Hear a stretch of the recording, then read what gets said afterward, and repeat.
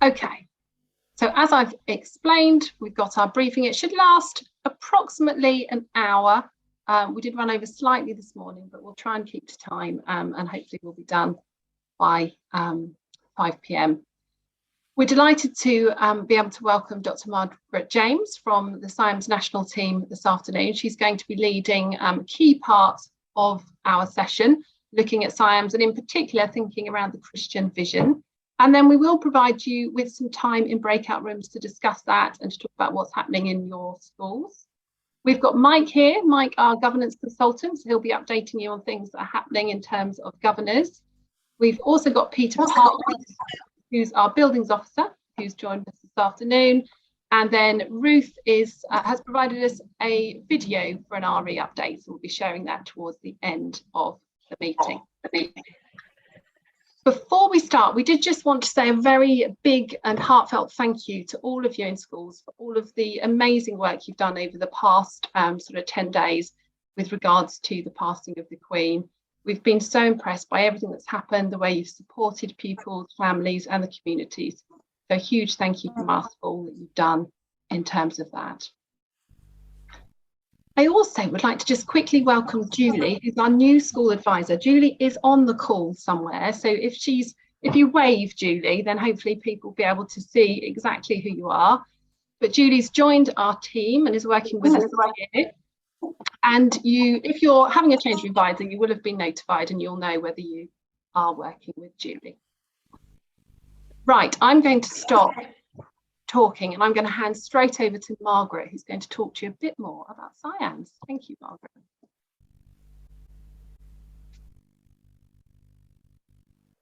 You're welcome.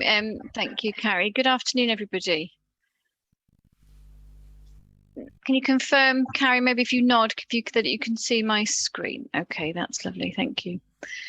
Yeah, it's good to be with you. And I'm going to race through some really important points relating to SIAMS. They're not necessarily the nitty-gritty of what you would need to be aware of in terms of the criteria within the SIAMS schedule. You can get that information from Carrie and her team of advisors. But I want to give you a bit more of an overview, maybe a step back, higher level view. And as Carrie mentioned, have a specific look at vision. And if you can be thinking about particularly the issues related to vision and how your school might react, behave with, deal with the occasion of inspection, that could be useful information for you to take into your breakout room. So look at three main headings, the why, the how and the what of what we inspect. So first of all, why do we inspect? Basically, we inspect because the church is involved in education. So a good question to start with is, so why is the church involved in education? And this answer is quite a historical one, goes back over 200 years now to when the church took the initiative early on and entered the free provision of education. So the church was providing education at a time when free education was not universally available. And it had a specific focus through the National Society, a specific focus on those who most needed that education, those who might be considered vulnerable. And the focus was on enabling them to flourish, to read, and my spin on it slightly involves that word freedom, because I think if you're not educated, if you don't know things, if you don't have skills, that really constrains your freedom as a human being. So part of the church's involvement in education was to spread that freedom for each individual. Now, because we're involved in education, we are subject to the law as every other education provider, and the law that particularly pertains to the religious characteristics of church schools comes under section 48 of the law. And basically that is three areas: collective worship, RE, and spiritual, moral, social and cultural development, SMSC, and we'll look into those a little bit more later and how they relate specifically to the SIAMS schedule. So how do we inspect? This is a little bit of background information, and I am not going to dwell too much on this, although I find it very interesting. Obviously, it's up to you to decide whether you also find it interesting, but it helps to provide a little bit of a context into the how we go about this work. And hopefully you'll see that what we focus on is slightly different and we come at it from a different perspective. So what does inspection mean? Essentially, the process of inspection categorizes you as schools, and it categorizes you either side really of what is deemed to be a norm. Experts, in inverted commas, set that norm. It's expressed through the criteria, and an exploration, a gathering of evidence around those criteria will categorize schools around what is deemed to be a norm. What happens with inspection? This might well resonate with you. I think it probably will as school leaders, that always in the back of your mind, there's the knowledge of the reality of the inspection process, a combination of different inspectorates that have an interest in your school. Do you find yourself asking the questions, what would such and such an inspectorate say about this? What do they want? What are they looking for? How should I do this because of inspection? Okay, I'm really aware of that kind of culture. That kind of culture is essentially about accountability, which is not a bad thing at all. Where that becomes more negative is where accountability tips into what literature calls a regime of terror, when a regime of accountability spills over into something far more negative, and we're aware of that. We're also aware that regardless of the stakes of the inspection, be it high stakes or low stakes, the research again indicates that the pressure on the school leaders involved is reasonably similar, regardless of the stakes that are attributed to the inspection, and that's interesting. So what does it do to us, this whole culture of inspection? I think it causes us as leaders in education to look at ourselves really carefully, look at our image and manage that image. If you think about a shop window where you'd put all of your best goods on display, you might hide other things, tidy away the messy, the dirty, the old, the things that maybe you don't want the public to see. It's not a lie, it's true, but it's a very particular version of reality that we want to portray. And when we are held to account, it's human nature to do that. It's not dishonest, it's not deceitful, it's not lying, but these are what these are called fabrications. And it means that we focus on what our school looks like, what is going to be said on the day, what are the messages that we want to convey. And that can even lead us to deciding who can speak to an inspector, who are we going to maybe just direct away from an inspector because we're so focused on this particular version of reality, this image management. And if we're not really, really careful as a sector, inspection can end up being described for our schools as a ray of darkness. I think that's really bad news. And I certainly don't want to be devoting my professional life to propagating a ray of darkness in your schools. And then we say, well, don't worry about any of that because we're the church. We do this in a Christian manner, so it's all going to be okay. It's a little bit trite, I think, to expect people just to relax and have confidence in that. So let's have a little bit more of a look about what's really important within SIAMS in that context that I've just described. And to do that, I'd like us to focus a little bit on vision and start off with this quote, which is my favourite quote. If you want to build a ship, don't drum up people to collect wood or assign them tasks and work. Instead, teach them to yearn for the vast and endless sea. So that speaks for itself, doesn't it? So what we're being encouraged to do is get people to understand what it is you're trying to achieve. What is your vision? Yes, they need to be involved in the nitty-gritty. There's always a lot of work, messy work sometimes, work to build, to buy, to resource. Certainly true for us in schools. But we want people to be involved in that work with us because they see where we're going and because they want to travel a journey, a very particular journey with us. It's the chair's annual update. And get to where we want to be. I've just joined, so my name's on there. Charlotte, do you want to just pop yourself onto mute? Thanks. So Bill Hybels calls vision a picture of the future that produces passion, a much shorter quote and a really easy one to remember. And again, is that true for you? Think about your vision for the education that you offer in your school. And does that picture of the future that your vision creates, does that produce a passion in you? I hope it does. What vision is not, and it's really important that we focus on what it's not as well as what it is. It's not an optional extra. Okay, now we can sometimes think that because a vision session can be viewed as quite a nice, fluffy thing to do when the really important work has been done. Or let's focus on vision then, because we've done all the really important stuff. That's not the case. If you haven't got a really firm, deeply rooted, jointly held, jointly believed in vision, you will get knocked, you will get buffeted by whatever pressures are current that week, that day, that term, that year. And in education, there are many of those, aren't there? A lot of competing pressures on people involved in education. Have your vision to help you to stand really firm and to know where it is you want to go. Also, vision is absolutely not a way to get a high grade in inspection. So please, vision and inspection, yes, they're connected, and I'm talking about vision now from an inspection point of view, but do not let any form of inspection set your vision. Okay, I can't emphasize that strongly enough. So if that's not where it's going to come from, where should it come from? I'm going to spend a little bit of time going through this slide, and I've sent it to Carrie, so she's got this and she can share it with you. So don't worry about noting it all down now. You don't have to do this. This is a suggestion, the suggestion of a way that you might like to approach thinking about your Christian vision for your school. If you notice the 4 rectangles in the background on the white, so basically it's the law, SIAMS and Ofsted, and your trust deed, which is the legal document that sums up the foundation of your school. Its legal purpose, your legal right to occupy the school site is on your trust deed. Now, those 4 things are there. You can't change them. They exist. They will change themselves. They will evolve. They will do whatever they are going to do. You can't influence them. They're there. So accept that, but don't let them shape you. Okay, they're there. They're in the background. You work within them. Acknowledge them. But let's focus the attention of what you can change into these 3 circles within the Venn diagram.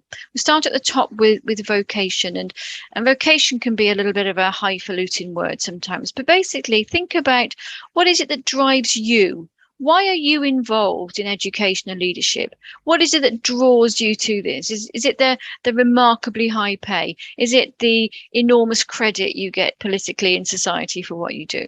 Somehow I doubt it. There's something that is drawing you, and you might want to describe that as your vocation, your calling.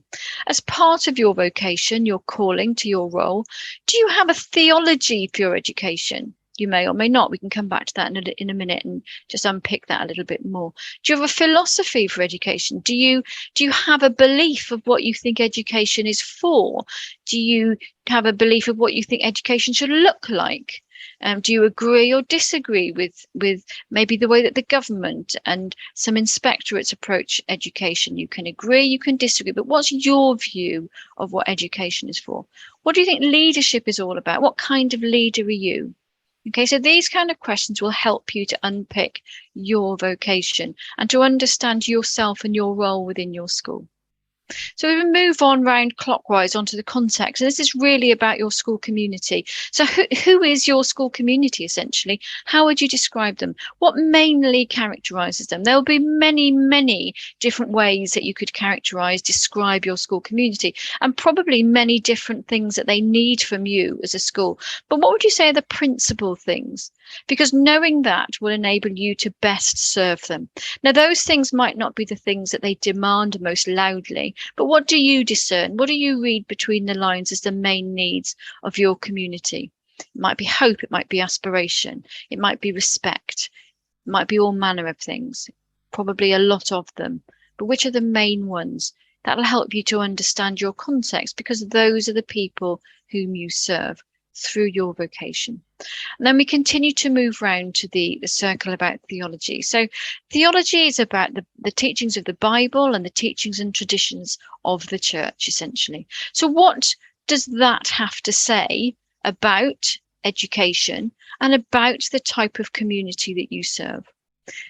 You may be able to answer that really easily. You might find that a really difficult question to explore. Find people to help you, your local church, your diocesan education team. They're all really willing to help you. The Church of England's Vision for Education has already done that thinking and has offered one particular theologically rooted vision for education. Have a read of that. It's a really rich, deep, accessible document. How much of that resonates with you, your vocation, your context? Where those 3 circles intersect right in the middle, that's where I would suggest that your Christian vision sits. So it's not shaped by inspection and the law, although that's part of the thinking. It's shaped by vocation, context, and theology. So I'll leave you this might be something that you want to talk about in your breakout rooms later, or something you want to think about back in school once you've got this slide and I've got some more information. So the third out of the three headings are, what do we inspect? Now, this really is a canter through, because this is where Carrie and her team are going to give you far more information over the course of the year. So as I said at the beginning, the law sets out these three distinct areas for us: RE, collective worship, and SMSC. Denominational RE really applies specifically to the type of RE that VA, voluntary aided schools, have to offer by law. Within SIAMS, we look at that slightly in a more generous way, and I'll talk about that in a moment. There is compliance involved in this, of course, but that's not what SIAMS is. We broaden it out in the schedule quite a lot. Oh, I would also actually just direct you towards, there's a link here to the first ever SIAMS annual report, and there's quite a lot of findings in there from the inspections that took place during the last academic year. Have a read through of those.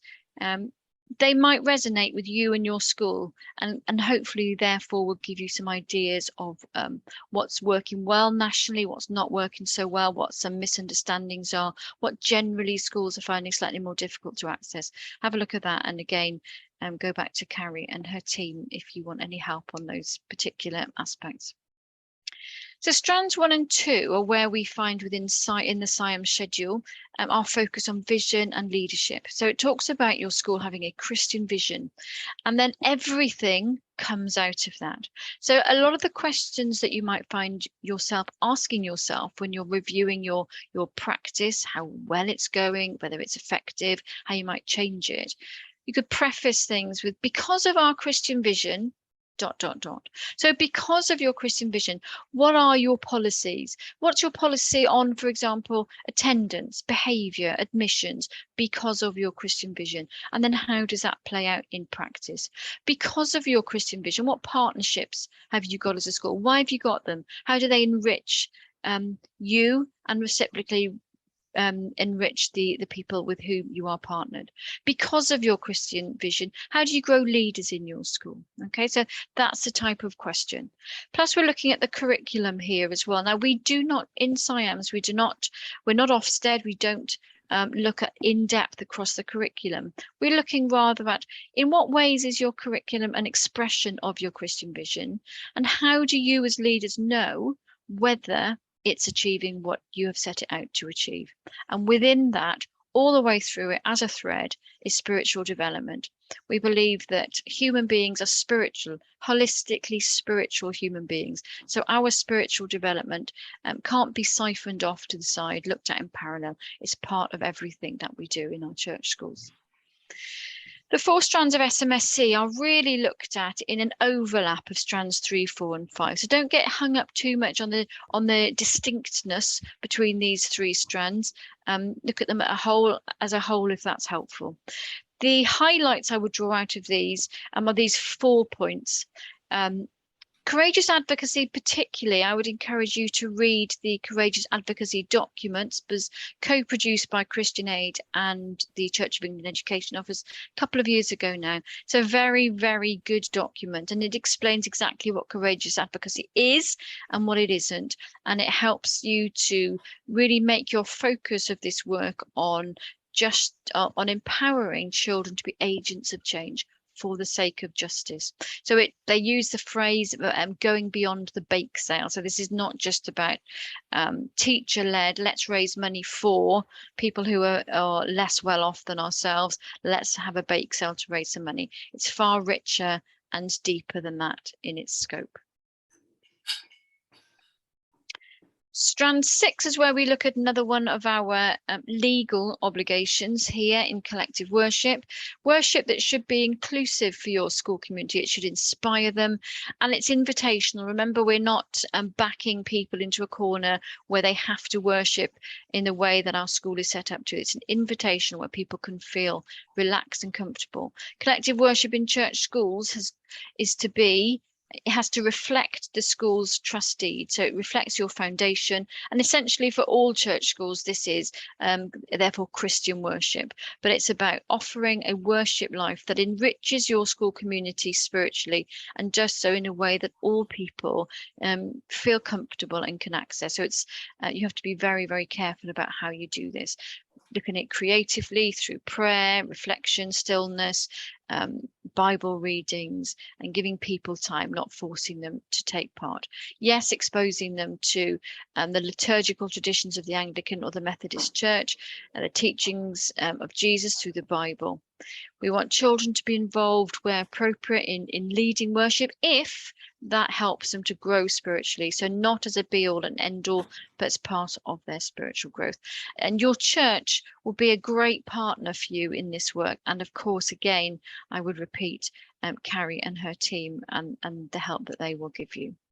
And then finally, we look at RE. So we look at RE in all schools, maintained in academies, VA and VC. We look at the quality of your RE curriculum. Now, if you're a VC school, by law, you have to follow the locally agreed syllabus. So we're not critiquing that and then holding you to account for it. But how do you, what is your school curriculum like as an extrapolation of your locally agreed syllabus in a VC school? VA schools have got greater freedom, as you know, but how do they make sure, how do the governors of a VA school make sure that the quality of the religious education curriculum is high, and that it gives RE the status, the profile, the priority that it should have in a church school? How well is it led? How well are teachers trained in teaching?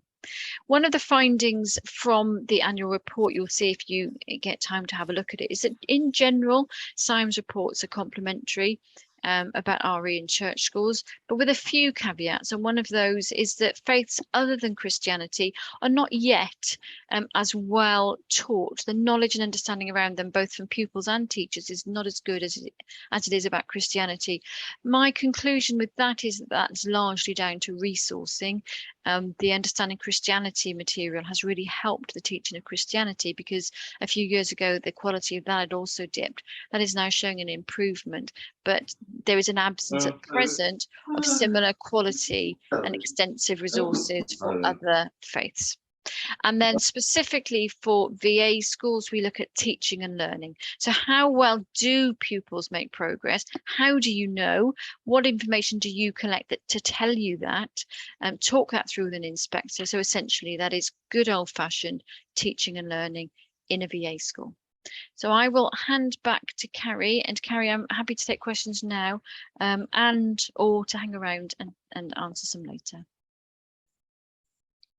Thank you very much, Margaret. Are there any immediate questions following on from Margaret's presentation?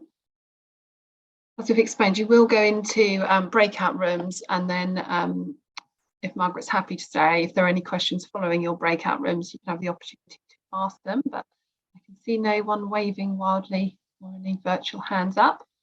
So in that case, I will pop you straight into breakout rooms to have a chat about some of those key things that Margaret's been talking to you about.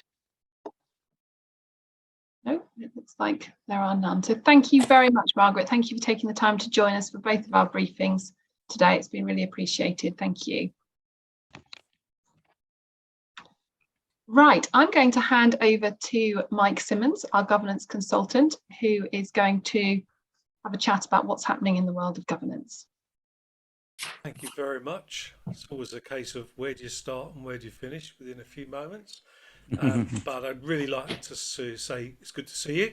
See one or two people I've seen recently and one or two I haven't seen for a while. So it's really just good to have this opportunity. One of the things that governing bodies ought to do on an annual basis, either at the end of the summer term or the beginning of the autumn term, is to do a bit of inward looking, a bit of self-reflection, think about what are we achieving, how are we working, that kind of thing. So kind of self-evaluation of themselves. And I've been struck over the last 12 days, as I expect you have, by many of the ways in which the example of Her late Majesty, the Queen of England, Queen of Great Britain, of the Commonwealth and so on and so forth, how she's been described in so many ways as the servant of the people, and lots of nice stories about how she didn't behave in an exalted way, but in a way that was caring and faithful to the needs of people. And then yesterday, during the service in Westminster Abbey, the Archbishop of Canterbury, I'm just going to show this one slide, made this statement, spoke of her as someone who followed Christ, who said that he came not to be served but to serve and give his life as a ransom for many. And then he went on to describe, I suppose, the Queen as contrasting with others, that people of loving service are rare in any walk of life. Leaders of loving service are still rarer. But in all cases, those who serve will be loved and remembered when those who cling to power and privileges are long forgotten. It resonated with me, and in a sense, it gave me this is what we could be discussing.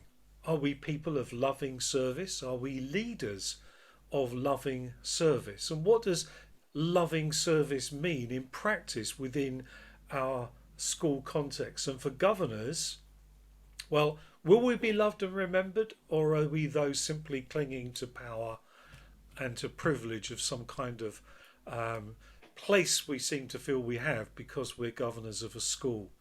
I think you can sense where I would want the pendulum to fall, and where your discussion might be helpful in thinking through what kind of governors are we in our schools. That's the first thing we should be doing. The second thing we should be doing is to carry out a skills audit. Now, I don't know about you, but they tend to be a bit of a pain. I mean, why do we have to do it every year? We haven't changed. But the regulations are quite clear. We should do this on an annual basis. And it will be and should be a tool that we can use for recruitment, thinking ahead, not necessarily what we need immediately, although you may well have vacancies, but thinking about the future. How many governors might we lose in the next year, 2 years? What roles do we need to think about succession? So I think the skills audit can be a really important tool, and I've developed this year, really just trialing it in a sense, a Microsoft Forms version of my church school skills audit. Just putting the link in the chat, so that if you want to use that, you can. I won't see any of the data. You can go to that link, make it your own, change the questions if you want to. And what happens in the end is that once everybody's filled in the questions, which are all with the same answer, you get little graphs beside each set of answers. And that enables you to see at a glance where you're strongest and where you might need some development or need to recruit the right people. Thirdly, a new thing that we are all meant to do now is safeguarding training. I think there's always been the expectation, the hope that everyone will, but with the new Keeping Children Safe in Education, there certainly is a really strong message that all new governors must be safeguard training, undertake safeguarding training. But I think the implication of it and the way in which it's being interpreted is that on an annual basis, every governor should undertake some safeguarding training. So if you've missed the training on the first inset or second inset of the term in September, then we need to access other courses. So you may want to look at your local authority course on safeguarding, or you may want to access one of the online versions of safeguarding training that are out there. But we also could provide you with some church-based and church school-based safeguarding training for your governing board. So be in touch with me. Can't do it all this month or next month, but we can make sure there's some opportunity if your particular governing body, say most of them haven't been able to or wouldn't go to training elsewhere, then we could bring the training to your Governance Board. 3 courses to be looking out for. They're all on the website. 3rd of October, Good Governance of a Church School.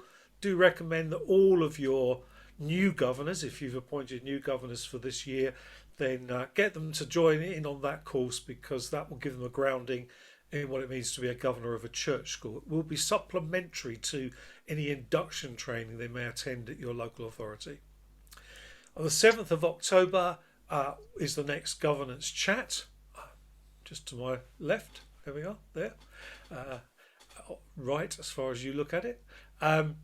What I would suggest is that, encourage you, is to see that as an opportunity as well for any governor to attend. It's at 12:15, just for 35-40 minutes, where we just talk.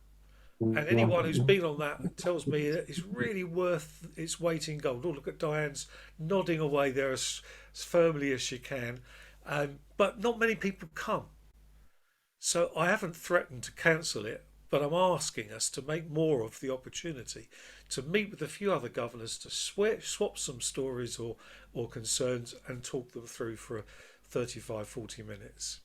And then in November, after half term, a session on monitoring, which you may want to engage with as well, particularly what we heard from Margaret. So thinking about SIAMS and SIAMS monitoring, that's all part of that session. The other thing to finish with is that we're now offering external reviews of governance. I talked at the beginning about doing some self-evaluation. It is good from time to time, not too often and not too regular, to have an external review of governance. Don't wait till things are going wrong, which is when they often get required by an Ofsted report or a local authority advisor.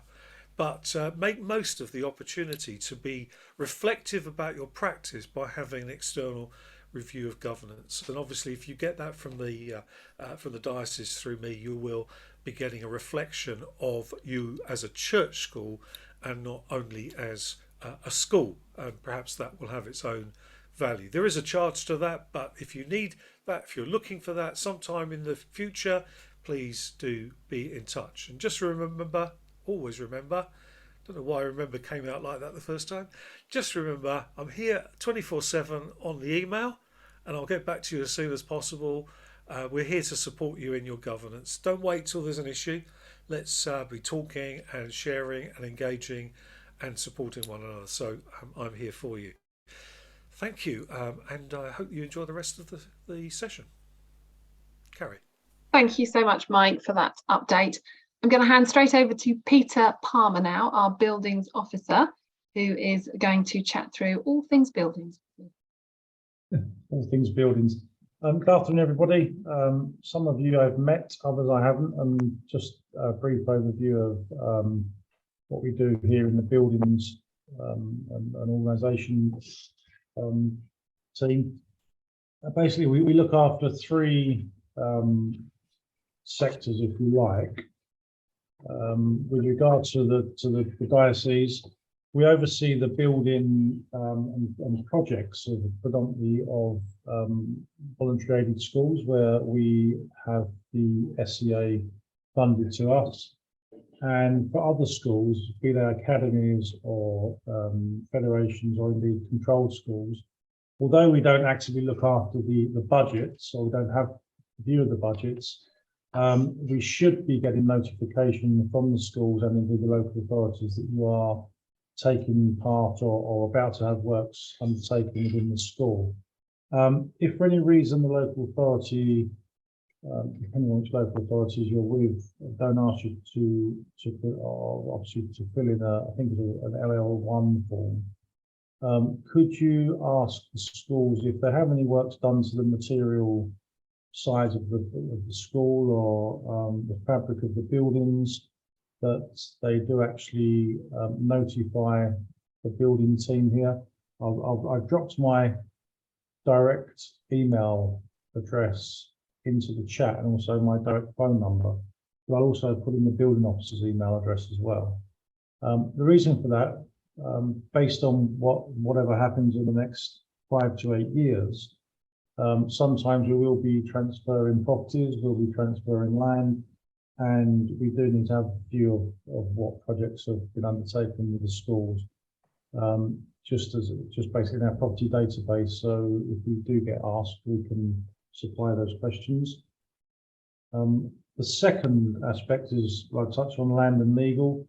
The majority of schools will be made up of one of three legal entities. There'll be the diocesan land, there'll be the local education land, and in some cases there'll be trust land.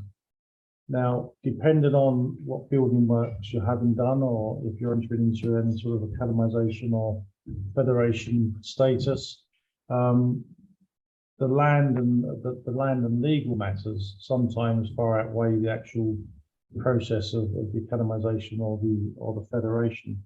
So if you are thinking of federating or going to academies, or if you have any queries with regard to your land, again, could you let us know? Because once properties have been built or alterations are made or someone's built on some ECC land, it gets very complicated in a very large legal process with regard to reverting that back or changing. And when we get legal teams involved on both Essex County Council side and indeed ours, it's expensive. So I think just an ask really, if you've got any projects that you're undertaking, either land or buildings, that you just notify us in writing.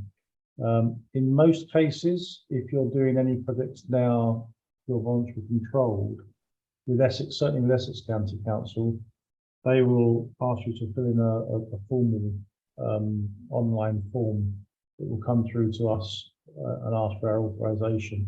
Now, they used to just do that with main building works. They are now doing it with any projects, be that DFC, which is your devolved formula capital, or indeed if you've got any substantial grant funded works taking place.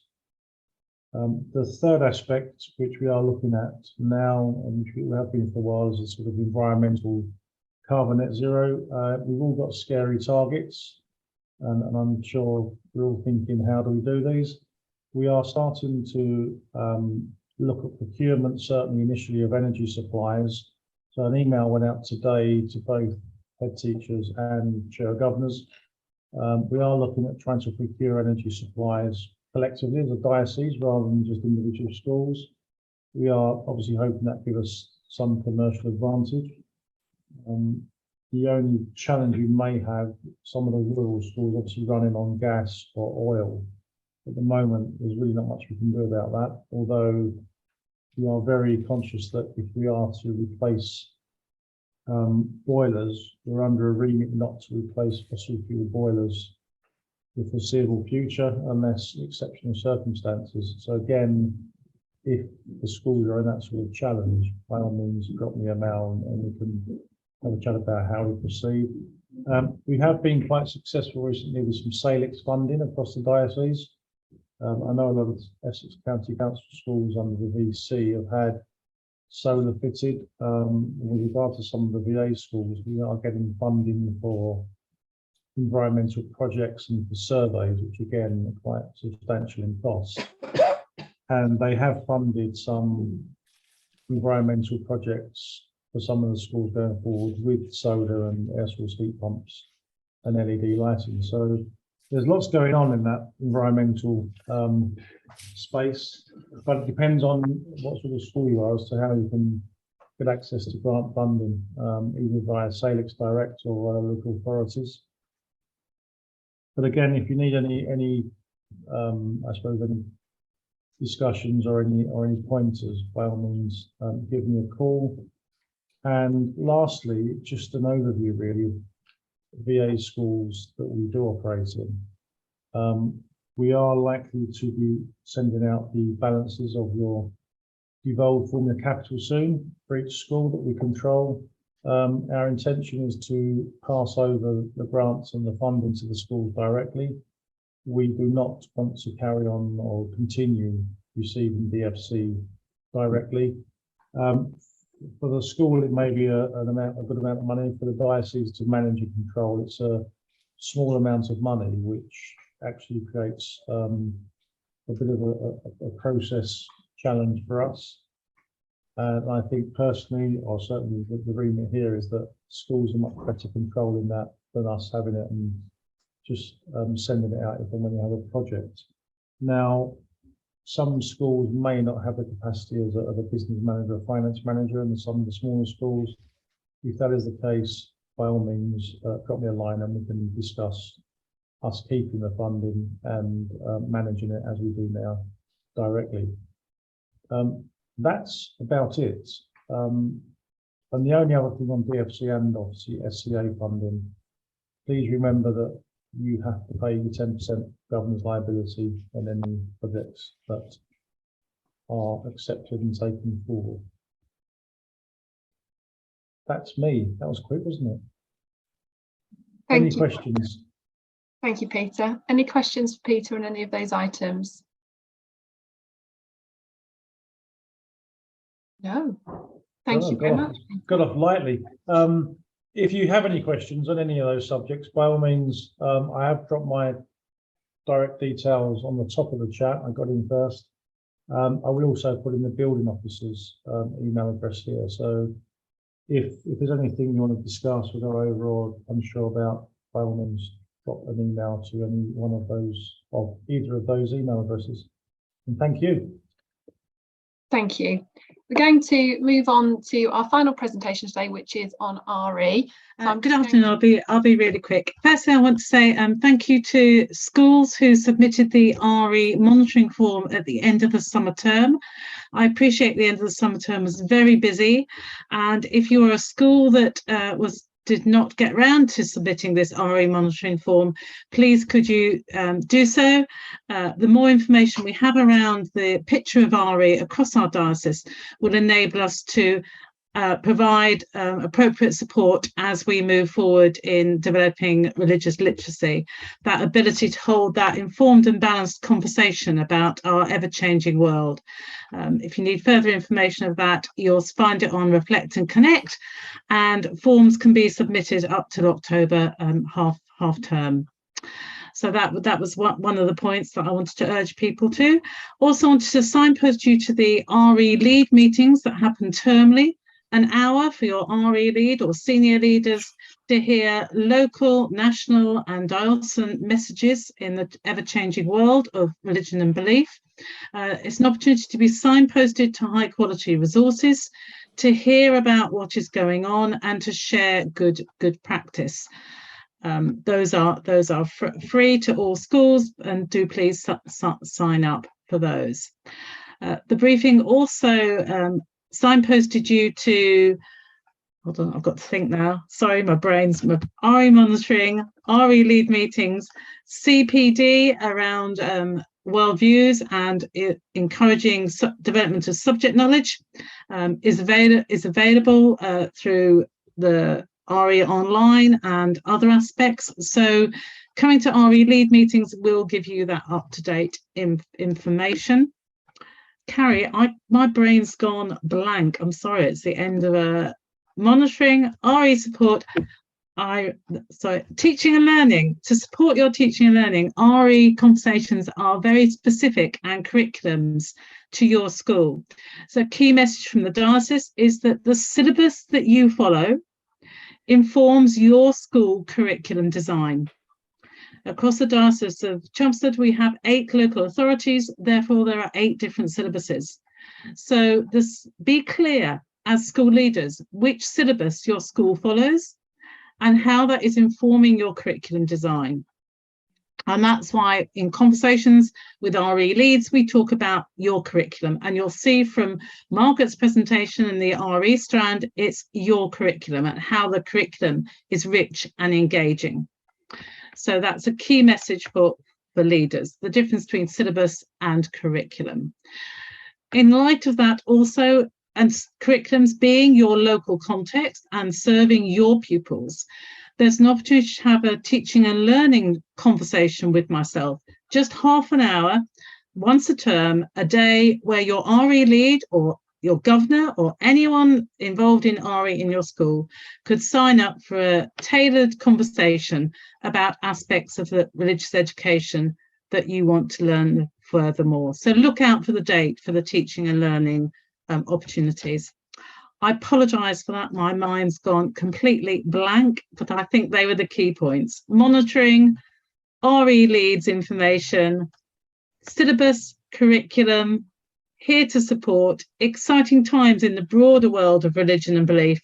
Your school diocese advisors are there to advise, and as RE leads, I'm always happy to have a conversation about religion and belief with anybody. So thank you for all you're doing to ensure that religious education is a high profile for our pupils in the diocese. Thank you, Ruth. Please do not apologise, because you saved me there when the video wasn't working, so thank you. I did just have a couple of slides to show at the end. I'm not going to do that in case my computer crashes again. I will just chat you through what I was going to say, which was just to draw attention to the fact that all of our courses this year are free to all schools. So there's no charge for courses, except for one, which is our Church School Leadership course. But that's a multi-session programme that runs over the course of a year, and people have to have been signed up well in advance. So all the other courses are available for governors and school leaders to access. You've heard about some of those today in terms of governance. You've also heard about some of the things that Ruth offers for RE. All the details can be found on our website on the courses tab. I just want to draw attention to a couple of other things. One is our SIAMS workshops, which run, they're a full day once a term. And there's some input in the morning around SIAMS and the schedule and vision. And then in the afternoon, there's time for senior leaders to work together on their own self-evaluation.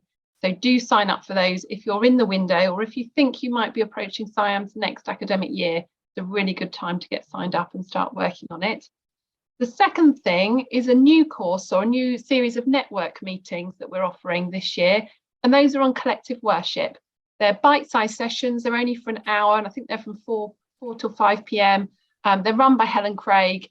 Perfect opportunity for collective worship leaders to come together and find out some of the latest things that are happening in the world of collective worship. So that does bring us to the end of our briefing today. Thank you very much for joining us.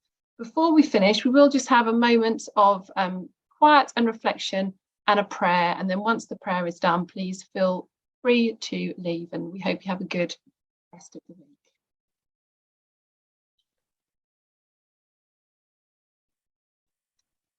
Father, we thank you for bringing us together this afternoon to discuss and share the work across our schools.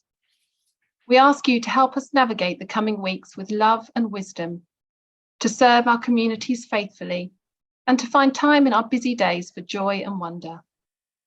May the things we have learned today stir our hearts, and may we put them into action to ensure the adults, pupils, and families in our care continue to flourish. Amen. Thank you very much for being with us this afternoon, and we hope to see you soon.